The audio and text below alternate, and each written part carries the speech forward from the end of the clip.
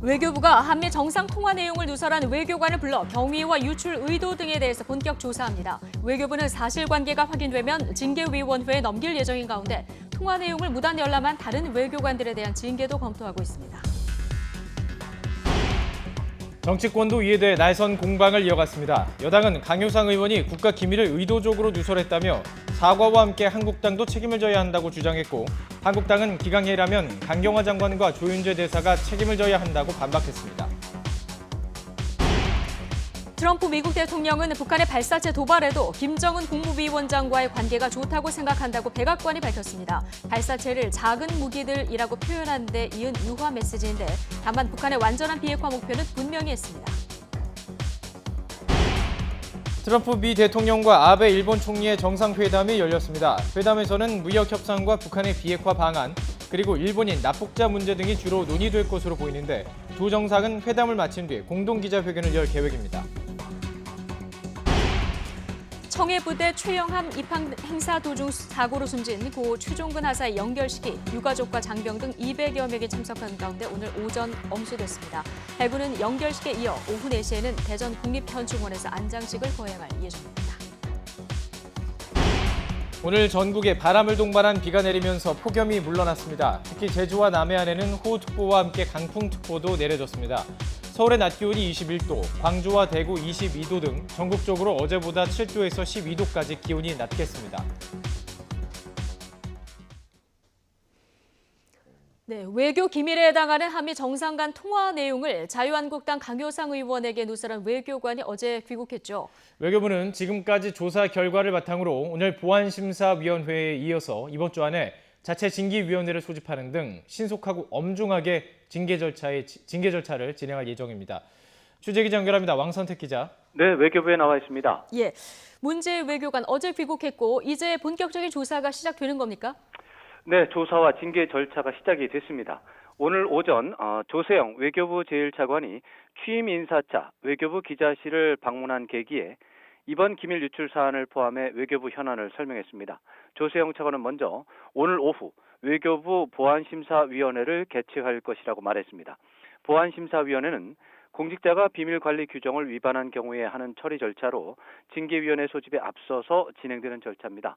위원장은 조세영 제1차관이 맡을 예정입니다. 보안심사위원회에 이어서 이번 주 목요일 외교부 자체 징계위원회가 개최됩니다. 징계위원회에서는 보안심사위원회 심사 결과를 바탕으로 징계 수위와 내용, 범위 등을 판단하게 됩니다. 외교부 징계위원회는 징계와 관련한 사항을 판단을 해서 인사혁신처로 심의 결과를 올리고, 인사혁신처는 중앙징계위원회를 열어서 최종적으로 징계 내용과 수위를 결정하게 됩니다. 현재로서는 문제 외교관 K씨도 기밀 유출 사실을 인정했기 때문에 중징계, 즉 정직 이상, 파면이나 해임 등의 징계가 예상됩니다. 조세영 차관은 이번 사안은 국민적인 관심이 큰 사안인 만큼 조사와 징계 등 처리 방향과 수위가 어느 정도 정해지면 공식적으로 설명하는 기회도 마련할 생각이라고 말했습니다. 네, 강경화 장관이 이번 사안에 대해서 또 신속하고 엄중하게 대응할 것이다, 이것을 지시했죠? 네, 그렇습니다. 강경화 외교부 장관은 지난 토요일 프랑스 파리 출장을 마치고 귀국했습니다만 어제도 청사로 출근해서 외교부 고위 간부들과 함께 기밀 유출 사건 대응책을 논의했습니다. 조세영 제1차관은 외교부 감사반이 워싱턴 현지에서 조사를 한 결과, 그리고 향후 처리 방안에 대해서 장관에게 보고했습니다. 이에서 강경화 장관은 어젯밤 늦게 징계와 관련한 절차 개시를 지시하면서 신속하고 엄중하며 엄정하게 이번 사건을 처리하라는 지침을 내렸습니다. 특히 온정주의에 흘러서는 안 된다는 단호한 입장을 강조했다고 조세영 차관이 전했습니다. K씨에 대해서는 행정부 차원의 징계 절차가 진행되는 것과 별도로 사법 처리 가능성도 큰 것으로 관측됩니다. 현행법은 외교 기밀을 누설한 경우 5년 이하 징역 또는 1,000만 원 이하 벌금형에 처하도록 규정하고 있습니다. 외교부는 K씨 말고도 한미 정상의 통화 내용을 돌려본 다른 외교관에 대한 징계도 검토 중인 것으로 전해졌습니다. 이번 사건과 별도로 이번 주에 주미 한국 대사관에 대한 감사원 정기감사도 잡혀 있어서 파장은 이어질 전망입니다. 지금까지 외교부에서 전해드렸습니다. 네, 자유한국당 강효상 의원의 한미 정상간 통화 내용 누설 논란과 관련해서 정치권의 공방은 더 거세지고 있습니다. 여당은 한국당의 사과와 책임 있는 조치를 촉구했지만 야당은 일개 외교관과 야당 의원의 책임으로만 돌릴 게 아니라면서 외교부 책임론으로 맞서고 있습니다. 취재 기자 연결합니다. 김주영 기자. 네, 국회입니다. 네, 기밀 유출건을 바라보는 여야 시각이 확연히 다르게 지금 나오고 있는데요. 국회에서 어떤 발언들이 지금 오가고 있습니까? 네, 강효상 의원은 기밀로 분류된 한미 정상간 통화 내용을 지인 외교관을 통해 유출했다는 의혹을 받고 있습니다. 이를 어찌 볼 것인지를 두고 여야가 연일 강하게 맞붙고 있는데요. 더불어민주당 이해찬 대표는 강 의원이 국가 기밀을 의도적으로 누설하는 잘못된 행동을 했다며 국제사회에서 한국 외교의 신뢰를 무너뜨린 것이라고 비판했습니다. 또 강 의원은 사과를 해야 하고 한국당도 공당으로서 책임지고 마땅한 조치를 내려야 한다고 촉구했습니다. 한국당은 여권의 공세를 두고 적반하장이라며 강하게 반발하고 있습니다. 황교안 대표는 이번 사안의 핵심은 문재인 정부 들어 한미동맹과 대미관계가 훼손된 것이라고 강조했습니다. 그런데도 핵심과 본질은 외면하고 야당 의원의 정당한 의정 활동에 대해 기밀 누설 운운하면서 고발하는 것이 과연 온당한 여당의 모습인지 되묻고 싶다고 밝혔습니다. 바른미래당 오신환 원내대표는 강 의원과 외교관은 물론 강경화 외교부 장관과 조윤재 주미대사가 함께 책임을 져야 한다고 주장했습니다. 이어 재발 방지를 위해서라도 허술한 정보관리 체계에 메스를 내야 하고 강 장관은 정치적 책임까지도 져야 한다고 강조했습니다. 강효상 의원 건까지 겹치면서 전국 경색 심해지는 분위기입니다. 국회 정상화 더 멀어지는 것으로 보이는데 어떻습니까? 네, 지난주까지 진행됐던 여야 지도부 사이의 회동도 아직 잡히지 않고 있고 물밑 협상만 진행되는 중입니다. 문제는 양측 모두 서로에 대한 요구 조건을 양보하지 않고 극한 대립 양상을 보이고 있다는 점입니다. 일단 더불어민주당은 오늘 오후부터 추경연계 민생 투어를 진행하면서 야당 압박에 나서고 있습니다. 더불어민주당 이인영 원내대표는 한국당이 패스트트랙 추진을 사과하고 철회하면 국회로 복귀한다고 했는데 국회 복귀의 명분인지 장외투쟁의 명분을 원하는지 모르겠다고 비판했습니다. 조금 전 기자회견을 진행한 황교안 대표 역시 민생의 절박한 현실을 강조하고 나섰지만 결국 기존 조건을 대통령에게 내세웠습니다. 자신과 1대1 회담을 진행하고 패스트트랙 지정을 철회하며 경제정책을 전환해야 한다는 겁니다. 이런 가운데 오늘 오전 진행된 제71주년 국회 개원 기념식에서 문희상 국회의장은 국회가 장기간 정쟁과 혼란에 휘말려 원활히 돌아가지 못하는 상황이라며 마음이 무겁다고 밝혔습니다. 오늘 행사에는 문 의장과 여야 4당 지도부가 참석했지만 한국당은 불참했는데요. 지난 패스트트랙 청구 당시 문 의장의 행보에 대해 한국당이 간접적으로 불만을 나타낸 것으로 풀이됩니다. 지금까지 국회에서 YTN 김주영입니다. 북한 매체가 연일 인도주의적 지원을 비본질적, 부차적 문제라며 남한 당국이 더 근본적인 문제 해결에 나설 것을 촉구하고 있습니다. 대외선전 매체 조선의 오늘은 남한 당국이 인도적 지원과 협력 교류를 외치면서 마치 선언 이행에 관심이나 있는 듯 생색을 내고 있다고 비난했습니다. 남북 관계에도 속도 조절을 압박하는 외세 눈치만 보면서 관계 개선에 적극적으로 나서지 않고 남북 선언들과 군사 합의 이행을 회피하며 한미 군사 연습을 강행하는 등 적대 행위에 매달리고 있다고 주장했습니다. 일본에서 어제 하루 내내 삼시세끼를 함께한 트럼프 미 대통령과 아베 일본 총리가 정상회담을 갖고 있습니다. 북핵 문제와 미일 무역 협상 문제가 주요 의제로 다뤄지는 것으로 보이는데요. 도쿄 특파원 연결해 보겠습니다. 황보현 특파원. 네, 도쿄입니다. 미일 정상회담 예정대로 시작이 됐죠? 그렇습니다. 예정대로 오전 11시쯤부터 도쿄 영빈관에서 트럼프 대통령과 아베 총리의 정상회담이 시작됐습니다. 본격적인 회담에 앞서 두 정상은 이번 회담에 임하는 입장을 밝혔습니다. 먼저 아베 총리는 새 일왕이 즉위하고 새 연호 레이와가 시작된 이후 첫 국빈으로 트럼프 대통령을 맞이해 기쁘다고 말했습니다. 그러면서 이번 방문이 레이와 시대에도 미일 동맹이 굳건하게 계속될 것임을 분명히 내외에 알리는 기회가 될 것으로 생각한다고 말했습니다. 회담 내용에 대해서는 북한 문제를 비롯해서 국제사회가 직면한 여러 가지 과제 그리고 미일 무역 협상 등에 대해 논의할 것이라고 말했습니다. 트럼프 대통령은 국빈 초청에 감사한다는 뜻을 밝힌 뒤 오늘 크게 세 가지 문제에 대해서 주로 논의할 것이라고 말했습니다.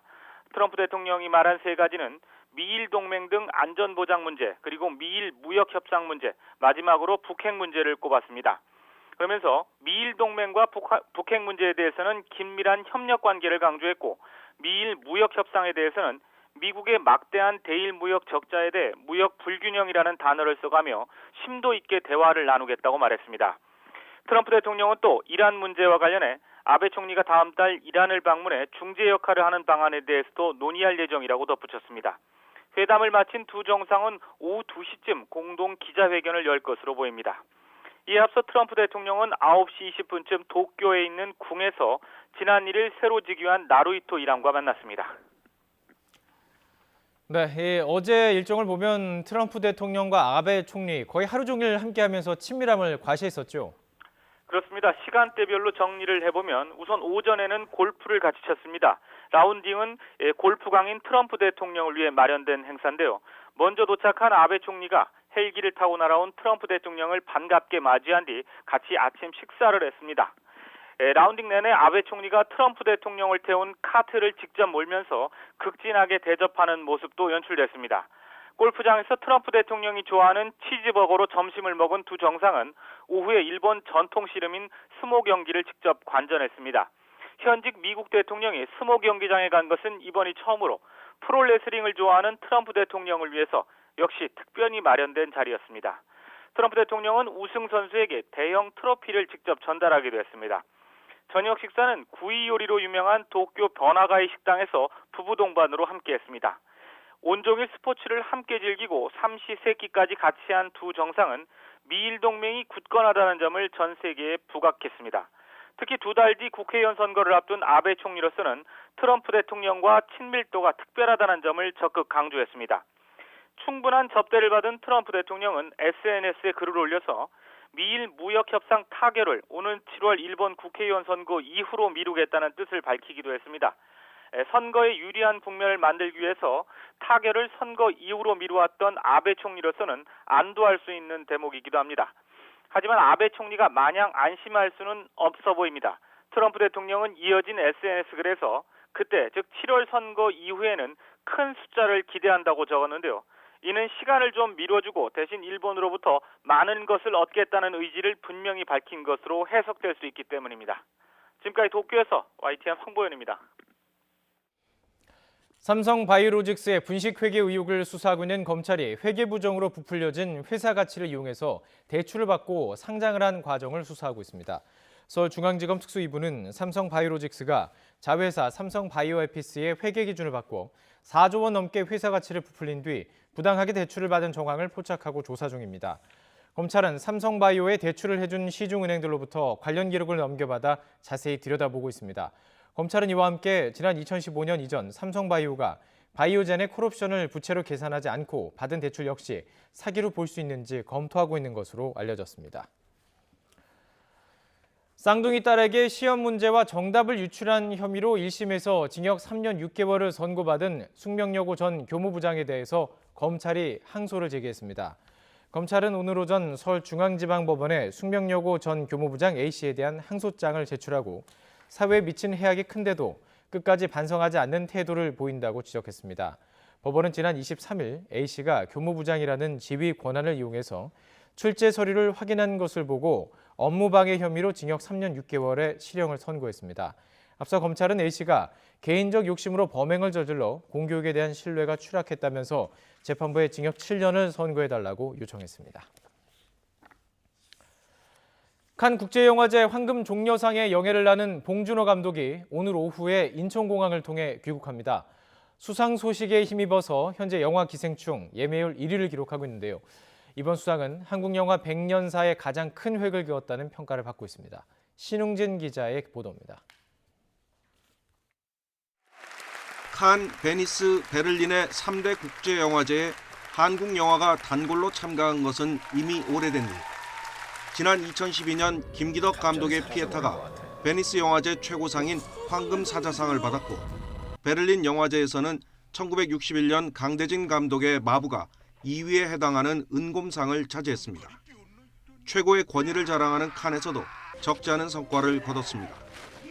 지난 2002년 임권택 감독이 취화선으로 감독상, 2004년에는 박찬욱 감독의 올드보이가 심사위원 대상, 2007년에는 배우 전도연이 밀양으로 여우주연상을 받았습니다.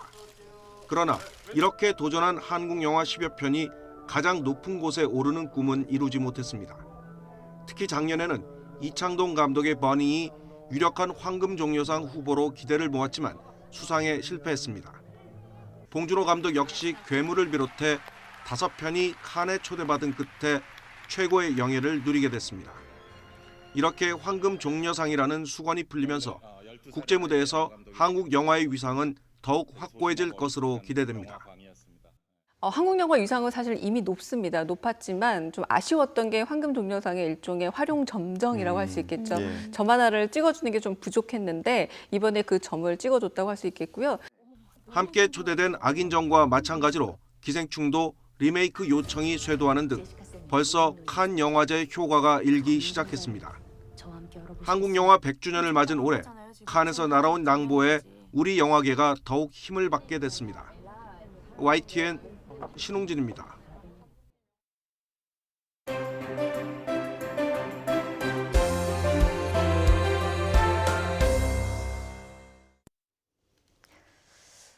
네, 지난 3주간 전국을 한 바퀴 돌고 온 황교안 대표, 오늘 오전에 기자회견을 열었는데요.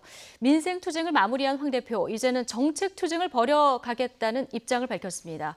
6월 국회 개회도 어려워진 게 아니냐 이런 얘기도 나오는데요. 김영준 명지대 교수, 차재원 부산 가톨릭대 초빙 교수 두 분 모시고 오늘 이야기 나눠보겠습니다. 어서 오십시오. 네. 안녕하세요. 예. 자, 민생 투쟁 대장정 맡은 한국당 황교안 대표, 조금 전 한 2시간 전쯤에 기자회견을 열었는데요. 그간의 소회를 밝혔습니다. 핵심 발언들 추려봤는데요. 먼저 듣고 오시죠. 지금 무엇보다 시급한 것은 경제 정책의 대전환입니다. 이제 자유한국당이 대안을 만들고 국민과 함께 정책 투쟁을 벌여 나가겠습니다. 이를 위해서 2020 경제 대전환 프로젝트를 수행할 당대표 직속의 위원회를 5월 말까지 출범시키겠습니다. 국회 정상화 조건은 패스트트랙 철회 그거뿐인지 잘못된 패스트트랙을 철회하고 이에 대한 사과를 한다면 저희는 국회에 들어가서 민생을 챙기고 국민을 챙기는 일. 네. 지금 황교안 대표의 민생 대장정 끝낸 그 기자회견을 들어보셨는데요. 김영준 교수님. 지금 황교안 대표가 하고 싶은 이야기 어디에 방점이 찍혀 있다고 보십니까? 투출액인 것 같습니다. 네. 하나는 이제 경제정책 대전환이라는 것은 현 정부의 경제 실정에 관련돼서 대안을 제시하겠다고 얘기를 하지 않았었습니까? 예. 이것은 바깥에서 할 수가 없는 얘기예요. 일단 국회 안으로 들어와서 지금 추경 예산을 포함해서 여러 가지 그 경제 정책과 관련된 부분 속에서 뭐 국회 차원에서의 문제 제기도 있을 수 있고 대안 제기도 할 수 있기 때문에 반은 이제는 국회 쪽으로 가야 된다는 부분을 저는 암시한 거라고 저는 봐요. 또 다른 하나는 지금 황교안 대표는 지금 원내이기 때문에 예. 원내와 더불어서 결정하는 것도 있지만 밖에서 이제 장애 투쟁 부분들을 계속 지속적으로 하겠다라고 하는 이 두 부분의 같은 방점을 찍고 있다고 보고 있기 때문에 네. 다만 그럼 이게 지금 쉼표입니까? 마침표입니까? 일단은 뭐 쉼표로 가고 싶지 않겠습니까? 이게 왜냐하면 예. 실제로 보면은 이렇게 장기적으로 갔을 때 올 수 있는 여러 가지의 문제점도 있을 수 있어요. 예. 그러니까 나름대로 명분을 갖고 어떻게 출구 전략을 갖추느냐라는 고민이 저는 나올 수밖에 없는 지금 시점이라고 좀 보고요. 예. 다만 이제 청와대를 포함해서 정부 여당은 본인들도 이제 과거에 아주 강력한 장애 투쟁을 한 적이 있거든요. 근데 대부분 보니까 10번 중에서 한 8번은 야당이 대부분 빈손으로 회군할 수밖에 없었습니다. 시간이 예. 끌수록 굉장히 어려움을 봉착되기 때문에 이것을 결국은 정치는 타이밍이기 때문에 어떠한 시점에 들어갈 거냐 문제를 가지고 이제 고민할 수밖에 없는데 그것은 결국은 제가 볼 때 정부 여당이 얼마나 명분을 주느냐 하는 문제와 지금 연결이 예. 되는데 아직까지 청와대는 이제 강경한, 그러니까 빈손으로 조건 없이 국회로 들어오라는 얘기인데 그것도 실은 제가 볼 때는 어려운 문제이기 때문에 이번 주를 좀 그 분수령으로 해서 국회법에는 2월, 4월, 6월 달에는 반드시 임시국회를 열게 돼 있어요. 예. 그러니까 이제 국회법 차원에서 보더라도 빨리 이제 국회를 정상화하는 그러한 출구 전략을 서로 모색할 단계가 아닌가 생각을 합니다. 네. 그 출구 전략이 사실 황교안 대표의 이 민생 대장정이 끝나면 조금 마련되지 않을까 네. 싶었는데 지금 오늘 발언 내용을 들어봤을 때는 6월 국회도 제대로 쉽게 열릴까 이런 생각은 듭니다. 지금 많은 그 언론의 관측이 오늘 뭐 한교안 대표의 그 기자회견 자체가 상당히 좀 그러니까 원외 투쟁을 바깥의 투쟁을 더 지속적으로 하겠다는데 방점이 찍힌 것이 아니냐고 보는데 예. 저는 조금 생각이 다릅니다. 오늘 한교안 대표가 이런 이야기를 했거든요.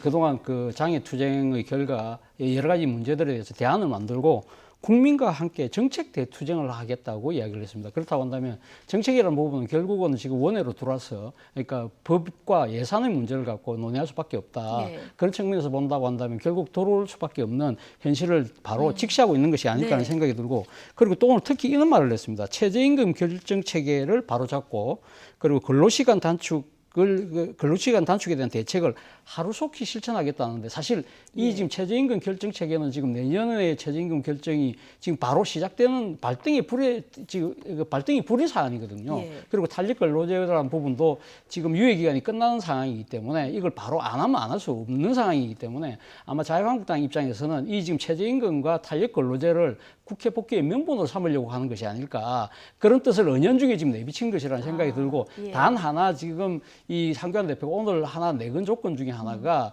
지금 자신이 민생을 돌아보고 놓은 그 현장의 절절한 목소리를 대통령과 1대1로 만나서 전달하고 싶다. 예. 이 부분을 이야기했거든요. 그러면 그 종전에 그 패스트 선거제와 관련된 패스트트랙의 뭐 철회라든지 이런 부분들보다는 민생과 관련된 부분을 이야기하겠다고 청와대에 제의한 만큼 저는 이 청와대가 이 부분을 좀 전격적으로 수용할 필요가 있지 않을까. 만약에 그래서 한교안 대표와 개별적인 그러니까 지금 개별 회담을 성사시킨다고 한다면 그걸 명분으로 해서 충분히 자유한국당은 돌아올 의지를 오늘 밝혔다. 네. 그거 저는 생각합니다.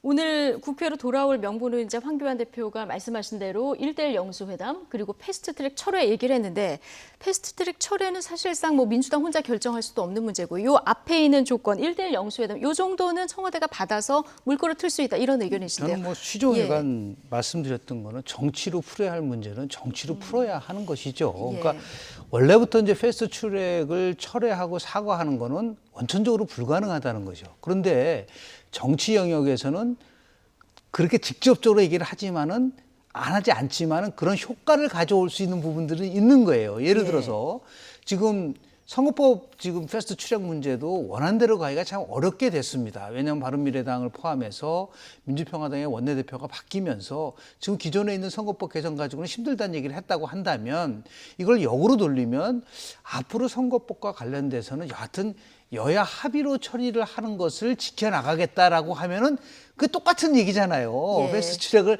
사과하는 건 아니지만 나름대로 협치를 할 수 있는 그러한 뉘앙스로 우리가 받아들일 수 있는 부분들이 있기 때문에 그거는 똑같은 그 효과를 가져갈 수 있어서 중요한 것은 대통령도 지금 6번을 얘기를 했거든요. 추경 예산과 관련돼서 빨리 조속하게 처리됐으면 좋겠다고 얘기를 하니까 저는 1대1 영수 대통령과 황교안 대표가 만나는 것에 대해서는요. 오히려 뭐 적시에 이루어질 수 있을 거라고 저는 보고요. 지금 그거를 가지고 뭐 꼭 북한의 지원 문제만 정해놓고 하지가 아니고 전반에 관련된 문제거든요. 그러니까 민생과 관련된 문제이기 때문에 지금 최저임금 문제라든지 더 나아가서 근로시간 단축 문제는 어느 정도 공감대가 형성된 부분들이 있단 말이죠. 이런 부분 속에서 서로 만나서 얘기를 풀어간다고 한다면 제가 볼 때는 나름대로 여야가 모두 다 어느 정도 일정한 부분 국민들의 뜻을 갈 수 있는 그것을 가장 정확하게 반영한 것이 제가 조금 후에 말씀드리겠지만 오늘 YTN 조사 결과에 정확하게 나타납니다. 그걸 제가 좀 말씀드리겠습니다. 네네.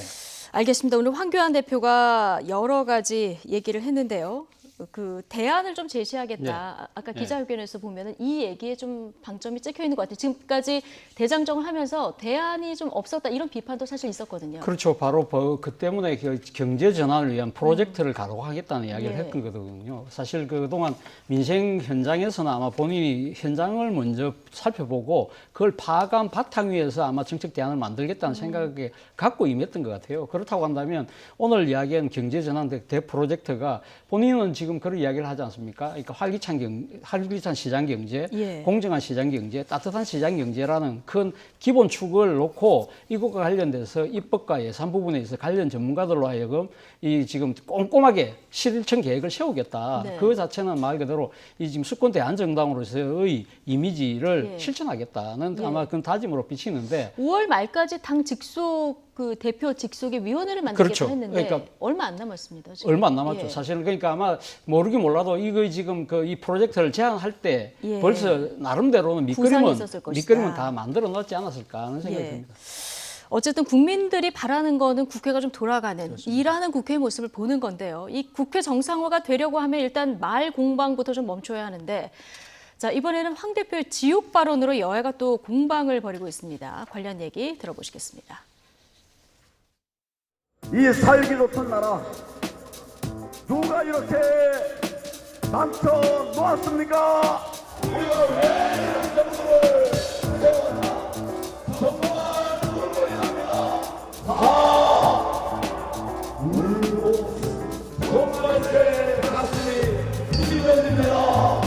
이 좌파 폭정을 나가내야 되겠다고 단단히 결심하게 되었습니다. 자신이 본 현장은 지옥이었고 시민들은 살려달라 절규했다고 합니다.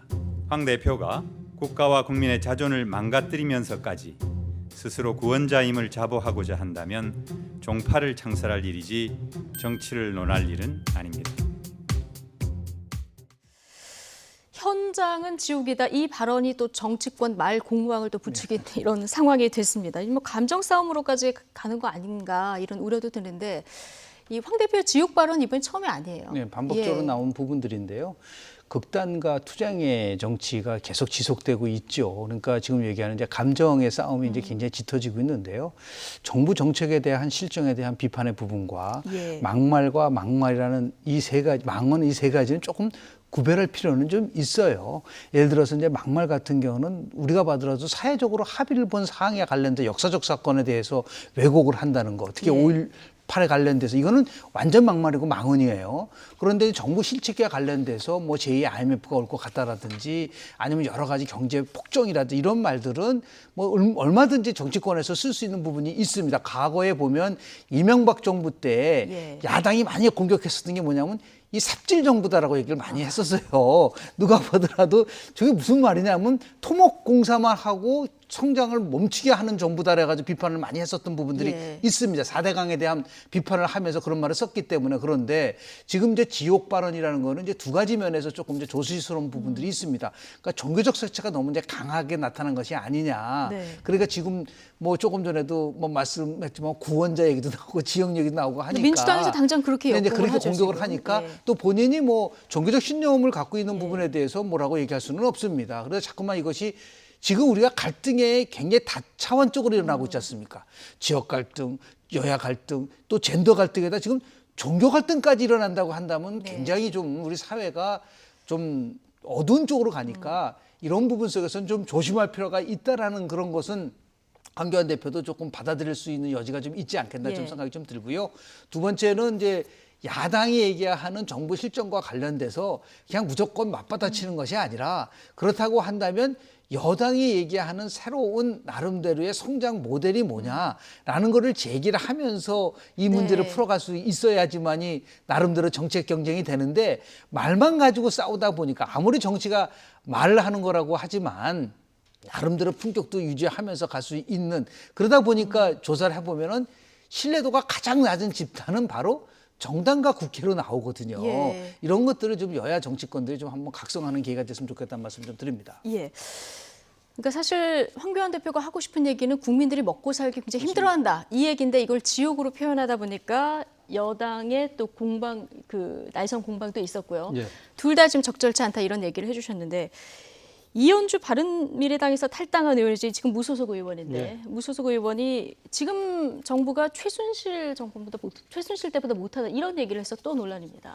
저는 모르겠습니다. 그러니까 지금 이현주 의원이 2016년 그 10월달 그러니까 최순실 국정농단 사건 때 본인이 어떤 정치적 선택을 했나요? 본인이 당시 박근혜 대통령 탄핵에 찬성표를 던진 의원으로 저는 알고 있습니다.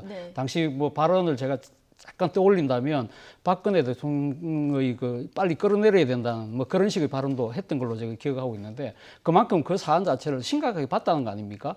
그렇긴 그런데 지금은 본인이 지금 정치적인 입장이 조금 달라졌다고 해서 그 사안 자체를 보는 그 판단 자체가 달라진 것인지 거기에 대한 자기 고백부터 먼저 선행돼야 되지 않을까 하는 생각이 들고요. 그리고 뭐 최순실 씨가 사실은 이번에 녹취 파일에서 드러났듯이 그러니까 박근혜 전 대통령에 대해서 이렇게 이 지금 정책 조언하는 입장으로 많은 국민들이 생각합니까? 그것이 아니고 지금 현직 대통령보다 그 위에 윗자리에 앉아서 뭔가를 국정을 농단하는 듯한 그런 모습으로 비쳤기 때문에 많은 또 이 국민들이 이 녹취 파일에 대해서 많은 충격과 그렇죠. 분노를 녹취를 들은 이후에 실감이 또 달라졌죠. 또 실감이 달라졌잖아요. 그런 측면에서 본다고 한다면 이 아무리 문재인 정부가 정책적인 뭐 여러 가지 실패 그리고 또 자신의 정치적 이상과의 신념과 맞지 않는다고 하더라도 이 그 과거 최순실 씨와의 그 직접적인 비교에 대해서 국민들이 공감을 얼만큼 할 것이냐 그것은 일종의 그러니까 비판을 위한 비판이 아니었나는 그러한 지적에서는 자유롭지 못할 것 같습니다. 예, 지금 한국당 장외 투쟁하면서 여러 가지 이제 이렇게 적절치 않은 말들이 나오면서 공방이 있었고 그 이후에 또 다른 정치권에서 나온 그 적절하지 않은 말들 이런 부분들은 자제해야 된다. 두 분 교수님 모두 그렇게 보시는 것 같은데요. 어쨌든 장애 투쟁을 마무리할 때쯤 지금 정당 지지율이 어떤지 저희가 좀 살펴보도록 하겠습니다. 지난주에는 사실 민주당하고 한국당이 최대의 격차로 벌어졌었는데요. 양당 격차가 조금 다시 줄어든 이런 모습이거든요. 김영준 교수님, 어떻게 이번 주 여론을 저는 이번 조사 보면서 양쪽 모두에게 굉장히 중요한 함의를 던지는 조사라고 봅니다. 수치가 중요한 게 아니라 시각과 관점이거든요. 그러니까 정당 지지도를 보면은 지금 민주당 같은 경우는 5월 2주 때, 3주 때 보면 굉장히 가파르게 올라갔다가 또 떨어지는 부분들이 나오지 않습니까? 그런데 실제로 보면은 자유한국당은 떨어졌다가 그냥 정체인 부분인 거예요. 그러면 이걸 어떻게 해석을 해야 되냐면 지금 야당이 저렇게 장애투쟁하고 국회를 볼모를 하는 것에 대해서 잘못된 것이다라고 얘기하는 것을 여당이 지금 막 얘기를 하고 있잖아요. 그런데 수치상으로는 그렇게 나타나고 있지는 않단 말이에요. 그래서 이 부분 속에서 일방적으로 여당이 야당의 잘못이라고 얘기하는 부분 속에서도 이게 좀 지표상은 그렇게 나타나고 있지 않다. 저 부분이요. 이번 YTN하고 리얼미터 조사만이 아니에요. 한국갤럽 조사도 정확하게 비슷합니다. 거의 비슷해요. 예를 들어서 지금 자유한국당은 지지가 거의 정체인 상태. 그런데 민주당 지지는 이렇게 쭉쭉쭉 하락하고 있는 부분들이 나타나고 있는 부분들이 있는 것이죠. 그래서 청와대와 여당은 민주당, 자유한국당의 지지도를 저게 갖고 있는 함의가 뭐냐라는 부분 속에서 무조건 야당 잘못으로만 가서는 안 된다. 또 거꾸로 지금 이제 조금 도면상으로 어떻게 나올지는 모르겠지만 대통령 지지가 상승하고 있는 부분으로 나온단 말이에요. 지금 2주, 3주, 4주째 48.6, 49.4, 50.6. 그러니까 지금 13주 만에 처음으로 50%로 올라간 부분들을 저거는 누가 아주 굉장히 주목해서 봐야 되냐면 바로 자유한국당이 봐야 되는 겁니다. 자유한국당 입장에서 봤을 때 저렇게 경제 실정하고 폭정하고 그렇게 한다면 떨어져야 되는 게 정상이잖아요. 그런데 올라갔다는 얘기는 뭐냐면 그렇게 얘기했었던 부분 속에서 국민들은 여야가 싸우는 것에 대해서 굉장히 피로감을 느낄 뿐만 아니라 빨리 국회를 정상화시키고 대통령에 관련돼서는 저렇게 서서하게 올라간다는 얘기는 대통령에 힘을 실어주는 부분이 있는 거란 말이에요. 그러니까 여야 모두에게 출구 전략을 써야 된다는 얘기가 뭐냐면 저것을 토대로 해서 무조건 야당이 잘못했다는 것으로만 몰고 가는 것이 아니라 빨리 1:1 영수회담을 통해서 여하튼 간에 민생을 챙기는 그런 모습으로 전환시킬 수 있는 부분들. 그래서 야당도 저 지표를 보면서 우리가 일방적으로 지금 장애투쟁을 해서는 안 되겠구나. 빨리 출구 전략을 통해서 국회 정상화해야 된다라고 하는 것을 지표상으로 확인을 하고 그것을 실천하는 모습을 좀 보여주는 게 이번 YTN 조사에서 가장 중요한 함의를 갖고 있는 부분들이기 때문에 저는 이것이 좀 시초됐으면 좋겠다는 말씀 좀 드립니다. 그렇군요. 그러니까 국민들 보기에는 국회 싸우는 거 정말 싫고 그러다 보니까 오히려 이제 대통령에게 힘을 실어주는 이런 결과가 나왔다는 건데요. 이번 여론조사 결과 차 교수님은 어떻게 보십니까?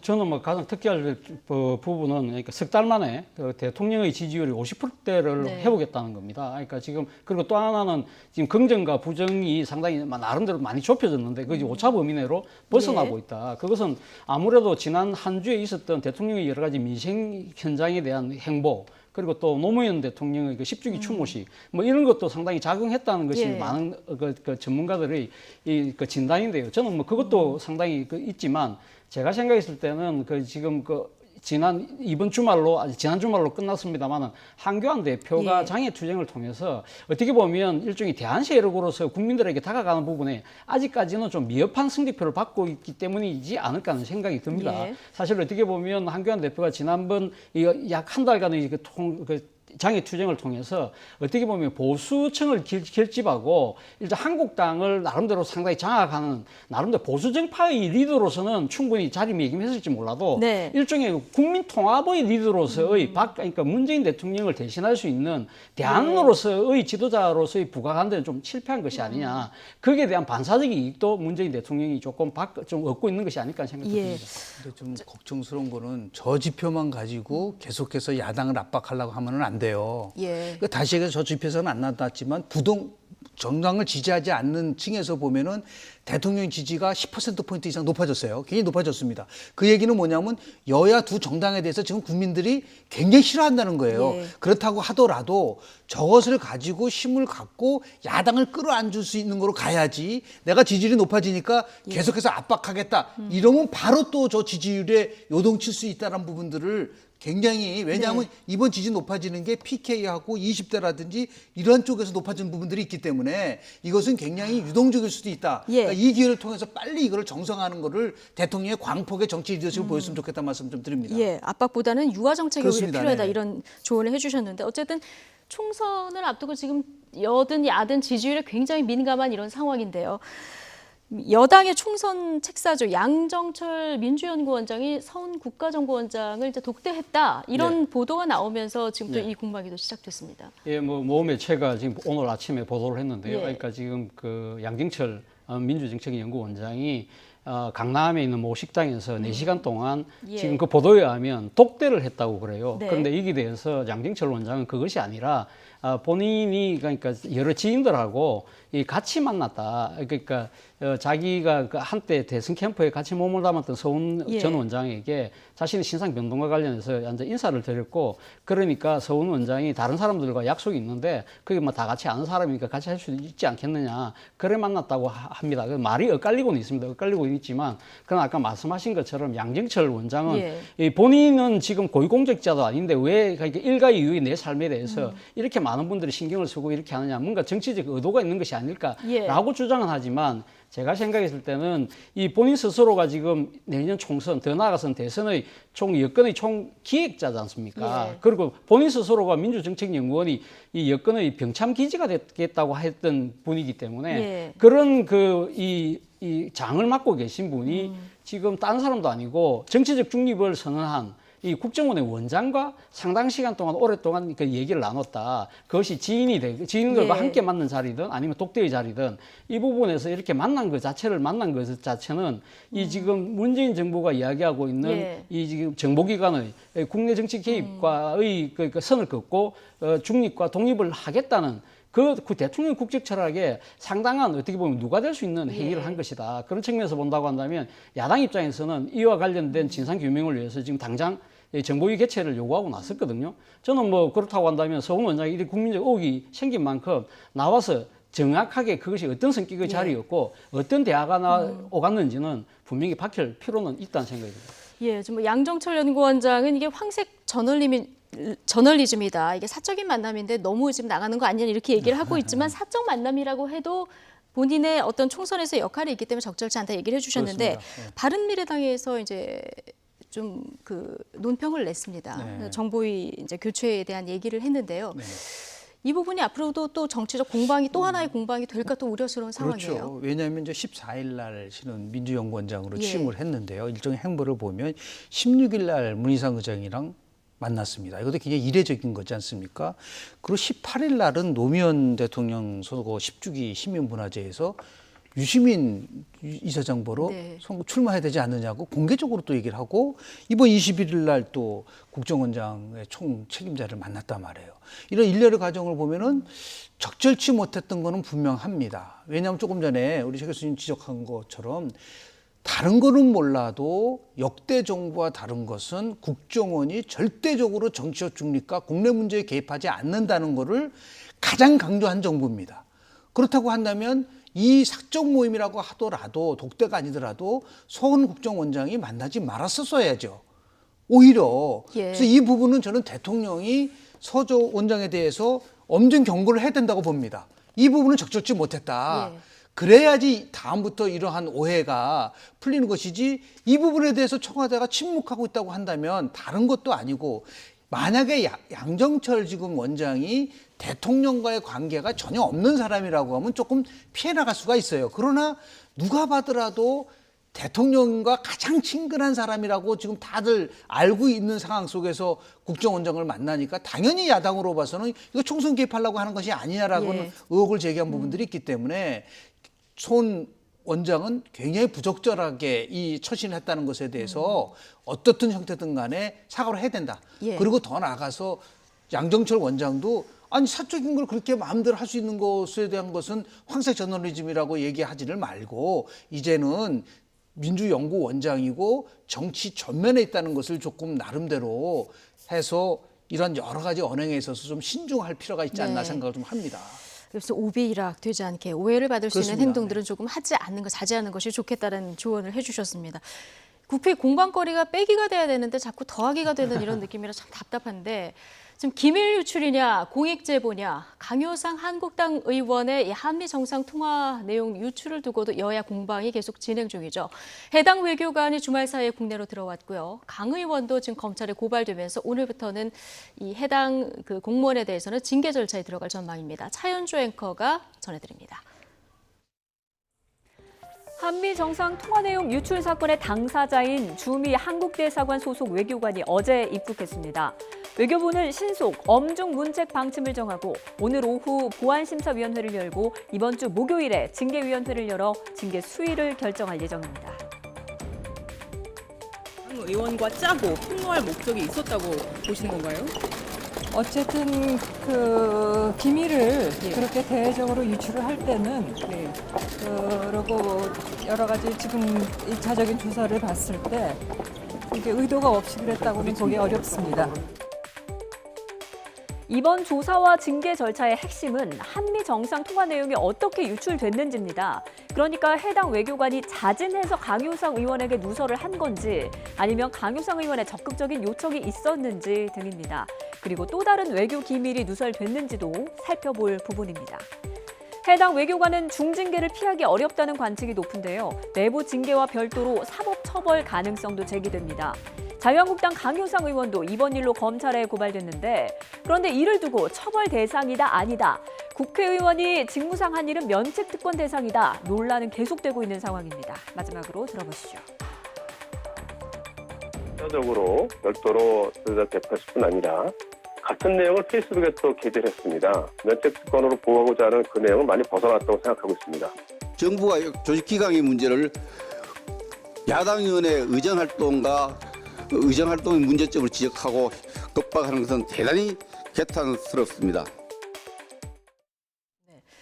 일단 유출한 공무원은 어제 귀국을 했고요. 징계 절차에 지금 들어간 것 같습니다. 조사가 시작됐고 강경화 장관 아까 얘기 들어봤는데 정치적 의도가 없다고 보기 힘들다 이런 얘기를 하지 않았습니까? 뭐 중징계는 불가피해 보이는 이런 상황입니다. 그렇죠. 뭐 지금 외교부가 지금 상당히 이 사안에 대해서 아주 무겁고 심각하게 받아들이고 있는 것 같아요. 그래서 지난주 금요일이었나요?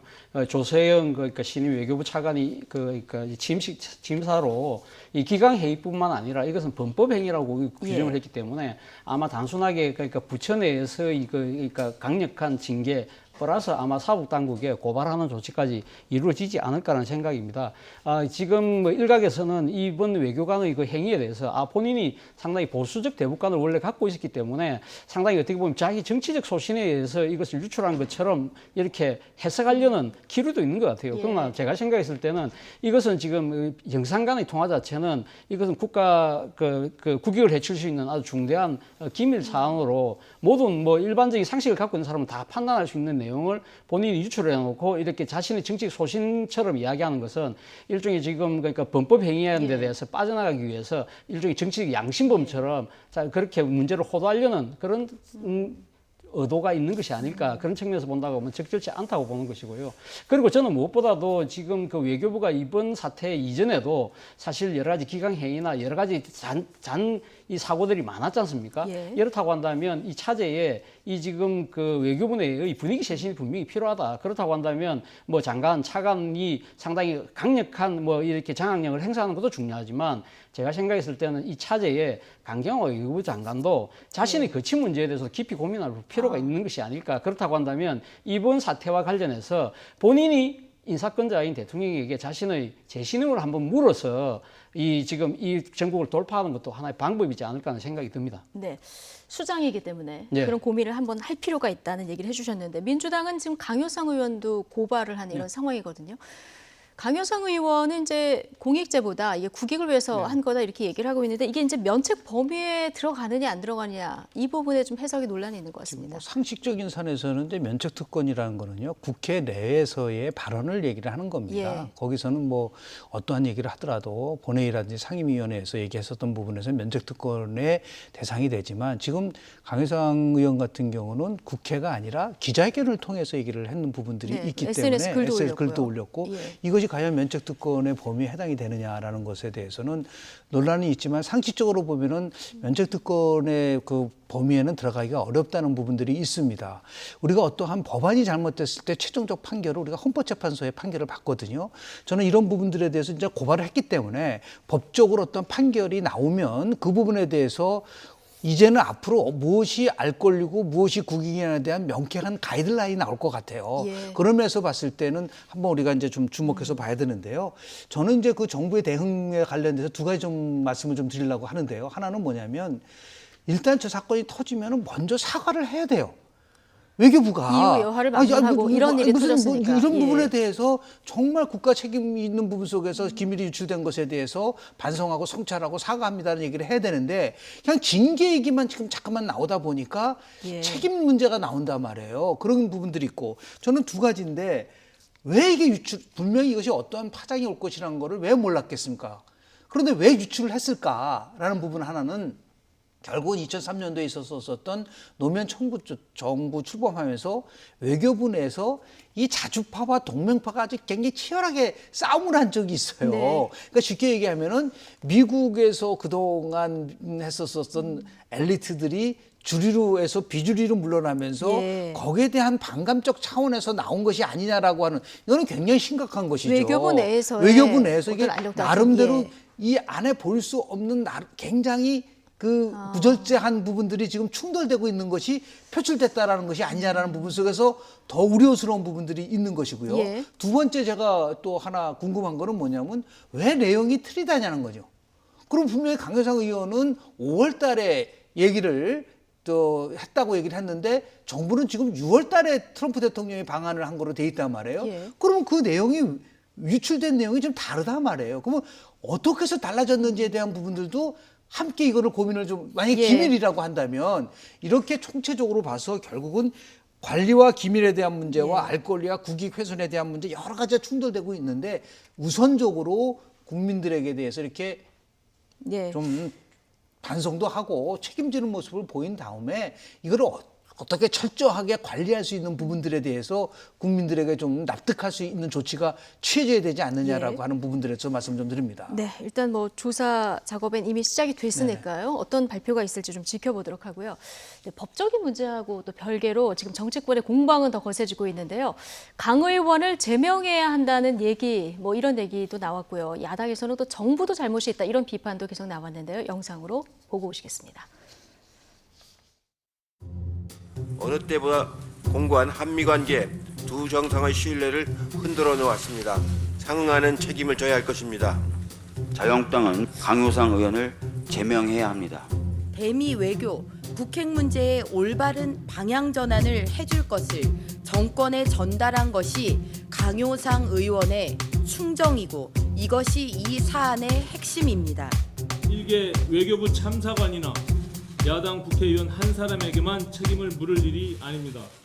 강경화 외교부 장관과 조윤재 주미대사의 책임도 묻지 않을 수 없습니다. 지금 야당에서 주장하는 것은 외교부도 책임이 있으니까 다 같이 책임을 져야 한다. 이런 얘기잖아요. 아까 차재원 교수님 얘기한 거랑 좀 비슷한 맥락인 것 같습니다. 예, 뭐 그렇죠. 그러니까 지금 관리 감독을 그 책임을 지고 있는 강경화 외교부 장관, 더 나아가서는 또 주미대사 조윤주 주미대사도 아마 자신의 거취에 대한 심각한 고민을 해야 되지 않을까 하는 생각이 드는데요. 저는 그거보다도 앞서서 저는 이 강효상 의원이 이렇게 지금 현직 외교관을 그러니까 정치적 의도를 가지고 접근을 해서 정보를 유출해서 이렇게 이 공개한 사실 이 부분에 대해서 지금 자유한국당이 인식하고 있는 이 태도는 정말 문제라는 생각이 듭니다. 자유한국당이 다른 정파도 아니고 보수적 가치를 지향하고 있잖아요. 그렇다고 한다면 보수적 가치가 뭡니까? 국가 안보고 국익을 위해서는 초당적 외교를 해야 된다고 입만 열면 외쳐왔던 정당이거든요. 그리고 특히 지금 그걸 보면 그리고 지금 이 사안 때문에 지금 자유한국당이 그토록 중요시 생각하는 한미 동맹의 근간 자체가 흔들릴 수 있다고 한다면 이것은 지금 아무리 자당 소속의 의원이라 하더라도 이러한 정치적 일탈에 대해서는 따끔하게 지적을 하고 넘어가는 것이 맞죠. 사실 이 사안의 심각성은 자유한국당보다 오히려 더 이 보수 정권에 몸을 담았던 외교 관료들이 지금 전직 외교 관료들이 이 이야기를 심각하게 이야기를 한다는 것이죠. 당장 반기문 유엔 사무총장 그리고 천영우 이명박 정부 때 외교안보수석, 청와대 외교안보수석은 출당까지 이야기를 하고 있어요. 그리고 오늘을 이야기를 들으니까 김숙 전 유엔 대사 같은 경우도 상당히 잘못된 행위라고 지금 강효상 의원이 지금 자신의 고교 후배를 정치적 목적에 끌어들이는 데 대해서 강하게 질타를 하고 있다는 것이죠. 그렇다고 한다면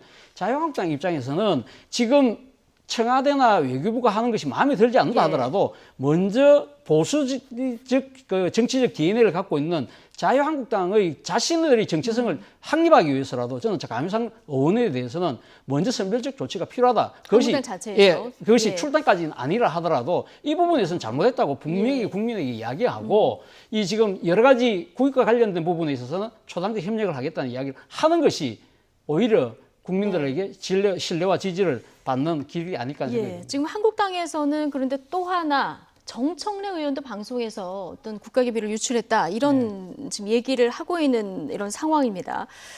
근데 뭐 정청래 의원 같은 경우는 이게 물타기다 이런 주장을 하고 있고요. 나는 청와대 브리핑을 인용한 것이다 이런 얘기를 하고 있는데 일단 듣고 오시겠습니다. 서면 브리핑에 보면 문 대통령과 트럼프 대통령이 했던 멘트들이 다운표로 다 나와 있습니다. 그걸로 데이터로 표현한 것이다. 네, 그렇습니다. 네. 두 정상이 말하는 것을 그대로 녹음을 해서 방송에 내보냈거나 뭐 화면에 나왔거나 그런 게 아니잖아요. 그러니까 녹음이 아니다. 녹취다 이렇게 얘기한 거죠, 그냥. 이제 인터넷 사이트 가서 이제 여러 가지 기사나 보도나 논평인가 보고 하지 않습니까? 그리고 저도 이런 부분에 또 나름대로 식견이 있어요. 그럼 제 의견과 주장이 거기에 이제 있을 수 있는 거죠. 정청래 의원은 지금 로데이터를 받았다는 거예요. 그러니까 원자료를 받았다는 건데 이게 청와대 그 홈페이지에 있는 자료를 받는 것을 로데이터를 볼 수 있는지. 그건 로데이터에 대한 이해를 전혀 못하고 있는 거죠. 로데이터 원본이라는 거는 내용이 전체적으로 나와 있는 걸 얘기를 한 거기 때문에 물론 이제 본인이 과장해서 얘기할 수 있는 부분들이 있는데 저 부분도 정청래 의원이 잘못한 겁니다. 저렇게 됐을 때 정직하지 못했던 부분에 대해서 실은 사과해야 돼요. 그때는 굉장히 뭐 자기가 잘한 것처럼 얘기를 하고 있는 부분들이 있었거든요. 근데 실제로 팩트 체크를 해보니까 그 청와대에서 발표한 내용과 정청래 의원이 방송에서 이해한 부분 중에서 안 맞는 부분들이 여러 가지가 있었어요. 예를 들어서 뭐 한미 군사훈련 관련돼서 부분 내용이라든지 이렇다고 한다면 자기가 본인이 스스로 편집을 한 거거든요. 이런데 자기가 정치적 상상력을 동원해서 얘기했다고. 아니 국가 대통령과 미국 대통령과의 통화 내용을 자기가 정치적 상상력을 동원해서 방송에다 얘기한다는 것에 대해서는 굉장히 부적절한 부분들이 있기 때문에 이 부분에 대해서도 먼저 사과를 한 다음에 그러고 나서 얘기를 해야 되는데 항상 자신들의 모든 것을 정당화시키면서 이 문제를 못하게 하지 말라고 얘기를 하니까 야당의 공격을 받는 부분들이 충분히 있고 이 기회에 저는 지금 이게 계속 터질 수밖에 없는 부분들이 왜 그러냐면 국회 내에서의 의원들 행위를 규제하는 윤리위원회가 완전히 무너졌기 때문에 그래요. 그러니까 어떤 일들을 해서는 안 된다는 것을 아주 상세하게 미국처럼요. 미국은 의원들의 행위에 대해서 약 460페이지에 해당하는 상세하게 써 있습니다. 이렇게 해서 좀 규제를 할 수 있는 당은 제명 못합니다. 국제 차원에서 이런 일들이 좀 정확하게 절차를 좀 걸치는 게 좋지 않나 생각을 합니다. 이런 모든 것은 이제 윤리위원회가 제기를 못하기 때문에 그렇습니다. 이런 분석까지 좀 해주셨습니다. 오늘 두 분 얘기는 여기까지 듣겠습니다. 김영준 명지대 교수 그리고 차재원 부산가톨릭대 초빙 교수 두 분과 함께했습니다. 고맙습니다.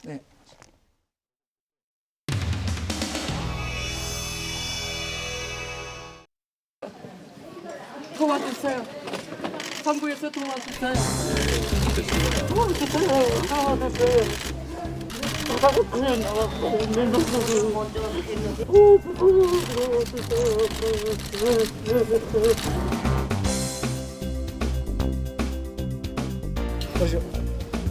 황교안 대표님 오셨습니다. 안녕하세요.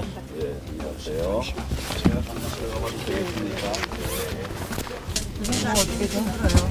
이 제발 좀 빨리 좀 추진 얘기 좀 해주세요. 지금 이제 정부는 자꾸 추경 얘기를 하는데 그 추경을 하더라도 지금 현장의 피해자들은 너무 급하지 않냐. 이게 빨리 지급할 수 있는 거는 예비비를 지급하면 되거든요. 그러니까 정부에서는 빨리 이걸 이제 결정을 하면 저쪽에서는 이제 자꾸 예비비보다는 추경으로 하려고 하는데 추경은 국회도 여로서 거쳐야 되고 시간이 많이 걸리죠. 어쨌거나 정치적인 얘기를 할 게 아니고 현장에서 가급적 빨리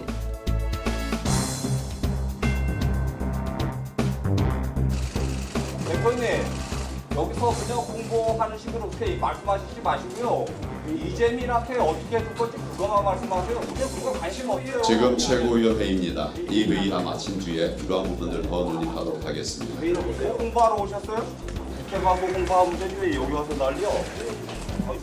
나보라고. 나보라고. 그러니까 뭉치라고. 열받게 만들잖아요. 회의를 다 야, 비는 사람들이 얼마나 많은데 지금 한전은 지금 뭐 한국당 선전만 하고 있어요.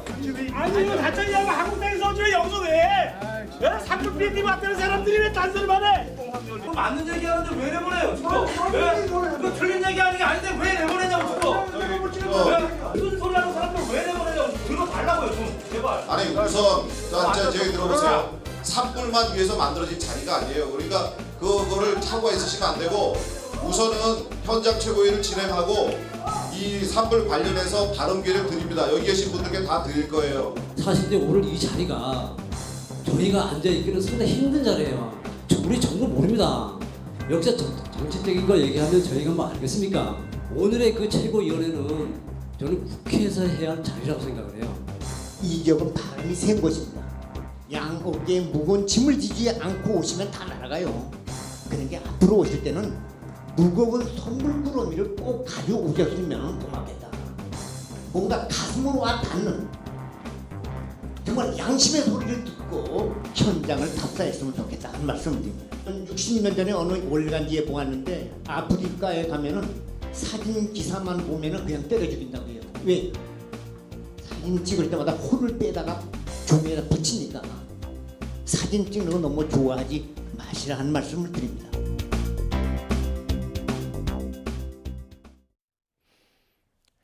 해군 청해부대 입항 환영 행사에서 훗줄 사고로 숨진 고 최종군 하사가 영면에 들었습니다. 해군은 오늘 경남 창원시 해군해양의료원에서 해군작전사령관 주관으로 연결식을 진행했습니다. 연결식에서는 유가족과 최영함 장병 등 200여 명이 참석했습니다. 최 하사는 국립대전현충원에 안장됩니다. 최근 집회 현장에서 벌어진 경찰관 폭행 사건과 관련해 경찰이 폭력 시위를 선동한 민주노총 집행부를 엄정 수사하겠다고 밝혔습니다. 서울지방경찰청 관계자는 오늘 기자간담회를 열고 최근 현대중공업, 대우조선해양 노조 집회 현장에서 참가자들에게 맞아 경찰관들이 다쳤다면서 폭력 행위에 대해 강력 대응하겠다고 밝혔습니다. 경찰은 폭력을 행사한 시위자들을 모두 추적해 수사하고 이를 선동한 집행부에 대해서도 관련 법에 따라 처벌하겠다고 설명했습니다. 동료 교수의 과목을 수강하는 아들에게 과거 시험 문제를 빼돌려 넘겨준 교수와 지인의 딸을 조교로 부정 채용한 교수들이 재판에 넘겨졌습니다. 서울 북부지방검찰청은 위계 공무집행방해 등의 혐의로 서울과학기술대학교 교수 62살 이모 씨 등 3명을 불구속 기소했습니다. 이 씨는 지난 2014년 외부 강의에 필요하다고 속여서 동료 교수로부터 과거 시험 문제 등을 받아 아들에게 넘긴 혐의를 받고 있습니다. 또 같은 대학 교수 51살 참모 씨 등 2명은 지난 2017년 전직 대학 교직원으로부터 자신의 딸을 조교로 채용해달라는 청탁을 받고 시험 성적을 조작한 혐의로 함께 재판에 넘겨졌습니다. 과거 검찰권 남용 의혹이 있던 사건들의 진상을 조사해온 법무부 검찰과거사위원회가 오는 31일 활동 종료를 앞두고 오늘 정례회의를 진행합니다. 법무부 검찰과거사위원회는 오늘 오후 정례회의에서 용산 참사 사건과 김학의 전 차관 사건 등에 대한 조사 결과를 심의합니다. 지난 2017년 12월 발족한 과거사위는 강기훈 유서대필 사건과 고 장자연 사망 의혹 등 15개 개별 사건을 선정하고 이후 대검 검찰 진상조사단이 실무조사에 착수했습니다. 과거사위는 진상조사단에 원래 지난해 8월 활동을 마칠 예정이었지만 추가 조사가 필요하다는 요청이 받아들여지면서 이달 말까지 4차례 활동 기간이 연장됐습니다.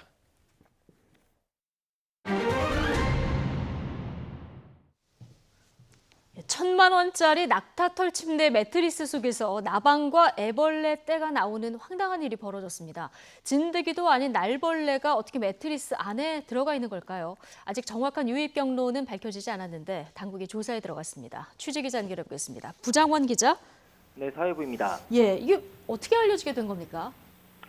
네, 피해 사실을 제보한 장모 씨가 문제의 매트리스를 구매한 건 지난 2016년 8월이었습니다. 낙타털 등 천연 부자재가 사용돼 유충 차단에 탁월하다는 이 침대는 스위스에서 수입한 제품으로 가격은 1,000만 원이 넘습니다.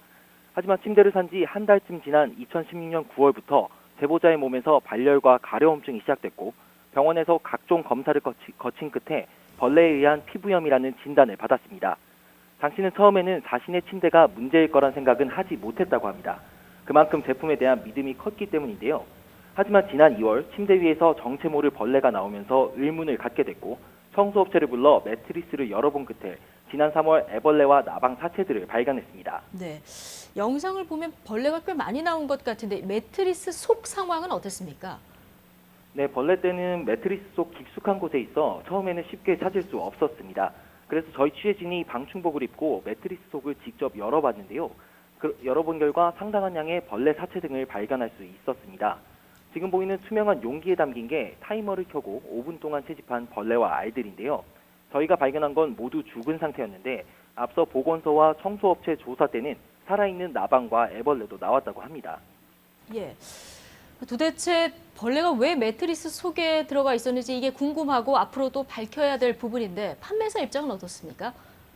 네, 일단 업체 측은 소비자가 침대를 쓴 지 2년 반이 넘었기 때문에 소비자 부주의로 인해서 벌레가 외부에서 유입된 것으로 추정된다고 주장했습니다. 전 세계에 팔린 같은 제품에서 이런 일이 단 한 번도 없었다는 건데요. 하지만 소비자 측은 침대를 산 직후부터 피부에 질환이 생겼고 벌레들이 매트리스 속에서만 발견됐다는 점을 들어 제조사 측 과실을 주장하고 있습니다. 또 과연 밀폐된 매트리스 안에서 2년 넘게 벌레가 번식할 수 있는지도 의문인데요. 전문가들은 매트리스 속으로 바깥 공기가 통하고 또 유기물인 낙타털을 먹이 삼아 벌레들이 번식했을 가능성은 충분하다고 설명했습니다. 또 낙타털에 있던 유충이 제조나 가공 단계에서 걸러지지 않았을 가능성도 지적됐는데 잠시 들어보겠습니다. 매트리스를 만들 때 낙타털이라는 이제 동물의 그 털을 이용하는데 그러니까 이런 것들을 만드는 회사에서 그런 소재들을 대량으로 어디서 보관을 할 거 아닙니까? 해충들의 오염이 되는 거죠. 질병관리본부가 현재 유충 종류 규명과 유입 경로 조사에 착수했는데요. 아직 정확한 원인은 밝혀지지 않았습니다. 당시는 소비자원에 분쟁 조정을 신청했고 민사소송도 준비하고 있습니다. 지금까지 사회부에서 YTN 부장원입니다.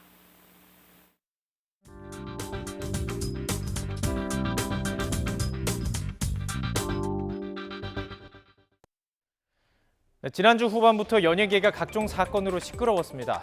극단적 선택을 시도하거나 학창 시절 상습적으로 폭력을 행사했다는 의혹에 휩싸인 아이돌 가수 있었습니다. 하나씩 좀 살펴보죠. 어제 새벽 청담동에 있는 한 자택에서 한 여성이 극단적인 시도를 했다는 신고가 119에 접수가 됐습니다. 이 여성은 구하라 씨였습니다. 구 씨가 청담동 자택 2층 방에서 연기를 피워 극단적인 선택을 시도했던 것입니다. 구 씨는 전날 저녁에 자신의 SNS에 짧게 안녕이라고 의미심장한 글을 남겼다가 삭제하기도 했기 때문에 이를 수상하게 여긴 매니저가 구 씨를 찾아갔고 이 현장을 발견한 것으로 전해졌습니다. 매니저의 빠른 대처로 구 씨의 생명에는 지장이 없는 것으로 알려졌는데요. 전 남자친구 최 씨와 벌어진 폭행 사건 이후 구 씨는 매우 힘든 상태였던 것으로 보입니다. 이건 이제 30일 날 오후 2시에 피해자로서 이제 그 증언을 해야 되는데 이 부분이 그 여러 의견을 들어보면 굉장히 좀 심리적 압박 부분 있지 않았을까 하는 생각이 듭니다. 그리고 또 구하라 씨 같은 경우에 최근에 이제 그 일본 여행을 그 장시간 다녀왔고 그다음에 또 이제 본인한테 조금 그 외모라기보다는 좀 불편한 점 때문에 그 눈 부위에 수술을 했거든요. 이 부분 때문에 이제 일본에 주로 지인과 함께 여성 지인과 함께 머물렀던 것으로 알려졌는데 이 30일 출석 부분이 아무래도 또 한 번 이제 그 뭐라 그럴까요? 포토라인에 서야 되는 그런 부담감, 그다음에 또 옛 연인에 대한 그 소송에서 피해를 갖다 증언해야 된다는 그런 압박 부분이 좀 크지 않았나 하는 생각이 듭니다. 또 그룹 시스타 출신 가수 효린 씨, 중학교 시절 학교 폭력을 행사했다는 의혹에 휩싸였습니다. 피해를 입었다고 밝힌 A 씨, 중학생 시절 효린에게 상습적으로 옷과 현금 등을 빼앗겼고 폭행을 당했다고 주장을 했습니다. 효린의 소속사는 처음에 기억이 선명치 않다면서 사실관계를 확인한 뒤 피해자라고 주장하는 그 A 씨를 만나겠다고 밝혔지만 이후 A 씨의 글이 온라인에서 삭제가 됐고 지금은 양측의 진실 공방이 벌어지고 있는 상황입니다. 이 연예인의 학교 폭력에 대한 폭로는 요즘 인기를 더해가는 밴드 잔나비의 멤버 유영현 씨부터 시작이 됐었죠. 역시 온라인 게시판에 11년 전 고등학교 재학 시절 유 씨 때문에 지옥 같은 학창 시절을 보냈다고 글이 올라왔고 유 씨는 이를 인정하고 팀에서 자진 탈퇴했습니다. 그런데 잔나비의 보컬인 최종훈 씨와 관련해서도 문제가 발생했습니다. 최종훈 씨가 김학의 전 차관에게 향응과 접대를 한 혐의로 조사를 받고 있는 사업가 최모 씨의 아들이며 이 아버지의 사업에도 최 씨, 그러니까 아들 최정훈 씨가 일부 참여했다는 의혹이 제기된 것입니다.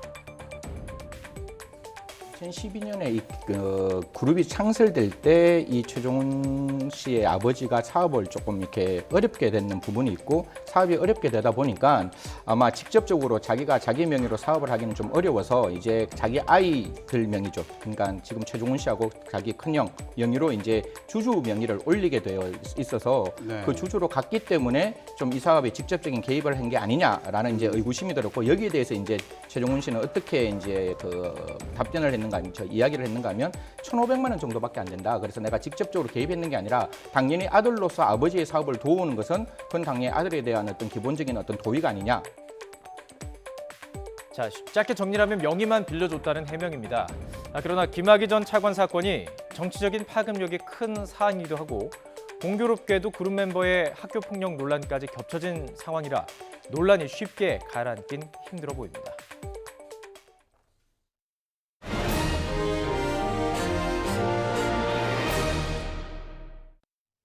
네, 세대 간의 갈등, 차이, 어제 오늘 일은 아니죠. 그런데 현재 20대인 90년대생은 특히 이전과는 확실한 차이를 보이고 있다고 합니다. 이들이 왜 다른지를 알고 또 이해해보려는 분위기가 기성세대를 중심으로 조금씩 생겨나고 있습니다. 보도에 이지은 기자입니다. 각 회사의 요청에 맞춘 상황극을 선보이는 기업교육 드라마 연습 현장입니다. 친하게 지내는 게 싫은가? 아닙니다. 그럼 뭐야? 술 한잔 얘기 한잔 해. 굳이 직장 동료들이랑 친해져야 하는 게 맞는지도 의문이. 저도 회사에서는 일 열심히 하고 개인의 시간은 자신을 위해서 써야 된다는 게 요즘 트렌드입니다. 트렌드. 아니 그럼 나는 뭐 요즘 트렌드를 모르는 난 뭐 노땅이다 이 얘기입니까 지금? 회사 안에서의 세대 갈등이 주제인데 최근 부쩍 이 소재를 다뤄달라는 요청이 늘었습니다. 한 1, 2년 전부터 시작됐는데 세대 간의 갈등이 문제가 된다라고 직접적으로 표현을 하시면서 저희한테 의뢰를 하시는 기업들이 많이 늘어나기는 했죠. 회사에 대한 충성과 야근을 당연하게 생각했던 기성세대와는 다른 요즘 세대의 모습은 CF에서도 그려집니다. 그리고 옆 팀장이 저녁 뭐 시켜줄까? 그랬더니 퇴근시켜주세요. 그랬다는 거야. 대기업에서 신입교육을 담당하던 저자가 90년대생의 생각을 알기 위해 쓴 책은 상사들의 필독서라는 별칭까지 얻으며 10만 부 넘게 팔려나갔습니다.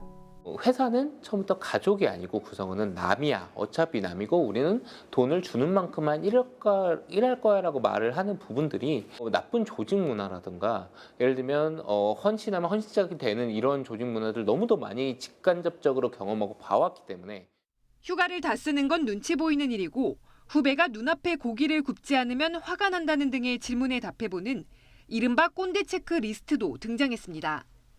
쉽게 해답을 찾을 수 없는 세대 간의 갈등. 그저 차이를 단정해버리는 것에서 한 발 나아가 90년대생이 왜 다른지를 이해해보려는 바람이 우리 사회에 조금씩 불고 있습니다. 가족이라는 미명하에 수없이 이제 희생을 강요하거나 5시간 더 일하면 안 돼? 네가 이런 거 좀 해보면 어때? 희생을 하고 충성을 하는 거라고 했던 수많은 폭력적인 대화들이 이제는 이들에게 따스함을 줄 수 있는 것으로 이제 변화한다면 이들이 이제 긍정적인 변화를 먼저 할 수 있겠죠. YTN 이진입니다.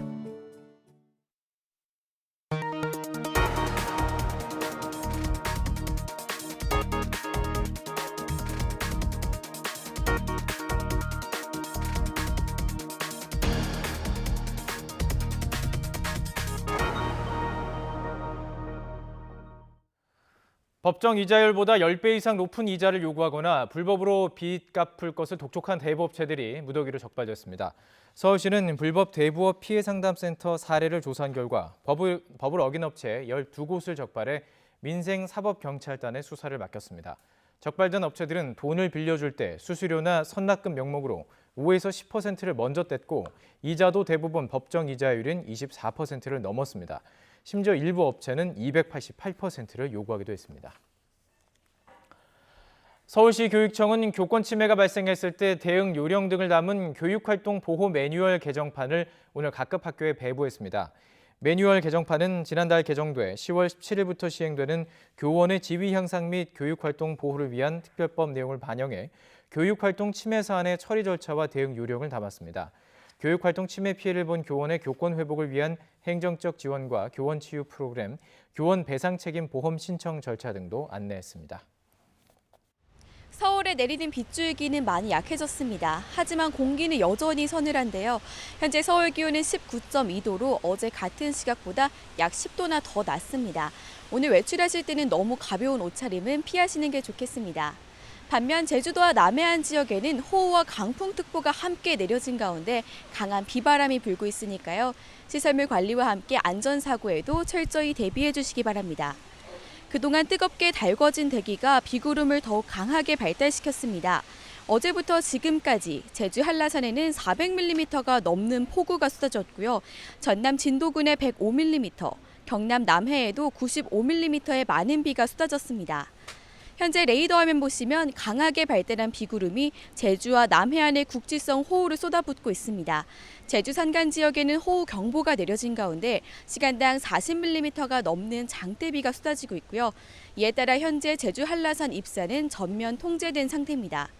오늘 밤까지 제주 산간에는 80mm 이상, 전남 남해안과 경남, 제주에는 10에서 40mm의 비가 오겠고요. 서울 등 그 밖의 지역에도 5에서 20mm의 비가 더 내리겠습니다. 비와 함께 강한 바람에도 주의하셔야겠습니다. 현재 전 해상에는 풍랑주의보가, 해안과 섬 지역에는 강풍특보가 발효 중이니까요. 백길과 항공길 운항 여부도 꼼꼼히 확인해 주시는 게 좋겠습니다. 지금까지 상암동 야외 스튜디오에서 YTN 권혜인입니다. 뉴스 마치겠습니다. 잠시 뒤 노종면의 더 뉴스가 이어집니다. 시청해주신 여러분 고맙습니다.